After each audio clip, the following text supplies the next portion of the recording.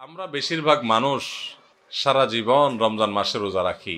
অনেকে আছেন বয়স এখন 40, 50, 60 বছর পর্যন্ত হয়ে গেছে, প্রতি বছরই মাশাআল্লাহ রোজা রাখেন। রোজা কেন রাখেন সেই উদ্দেশ্যই জানেন না। তাহলে কিভাবে আপনার রোজার উদ্দেশ্য আপনি সফল কাম হতে পারবেন?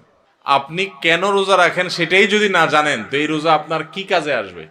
আল্লাহ সুবহানাহু ওয়া তাআলা কোরআনে কারীমে বলেছেন, কুতিবা আলাইকুমুস সিয়াম, তোমাদের উপরে রমজানের রোজা ফরজ করা হয়েছে। কামা কুতিবা আলাল্লাযীনা মিন ক্বাবলিকুম, যেমন তোমাদের পূর্বে যত জাতি এসেছে পৃথিবীতে সবার উপরে রমজানের রোজা ফরজ করা হয়েছিল। তো একইভাবে তোমাদের উপরে রোজা ফরজ করা হয়েছে। সবার উপরে রোজা ছিল আর তোমাদের উপরেও রোজা ফরজ করা হয়েছে। তো রোজা কেন ফরজ করা হয়েছে? লাআল্লাকুম তাত্তাকুন, আশা করা যায় এই সম্ভাবনা তৈরি হবে যে রোজা রাখলে তোমরা তাকওয়া অর্জন করতে পারবা, মুত্তাকি হতে পারবা।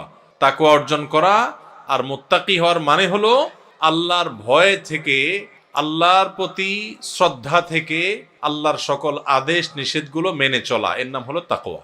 তাকওয়া হলো কি? আল্লাহর ভয়ে, যে আল্লাহর সামনে দাঁড়াতে হবে, আল্লাহর সমস্ত আদেশ নিষেধ আমাকে মেনে চলতে হবে, সেই চেতনা থেকে আল্লাহর সমস্ত আদেশ সকল নিষেধগুলো থেকে বেঁচে থাকা, সকল আদেশগুলো মেনে চলা আর সকল নিষেধ থেকে বেঁচে থাকা, এর নাম কি? তাকওয়া। রমজানে আমরা রোজা রাখি মূলত এই তাকওয়া অর্জন করার জন্য। তাকওয়া শিখায় আমাদেরকে রোজা।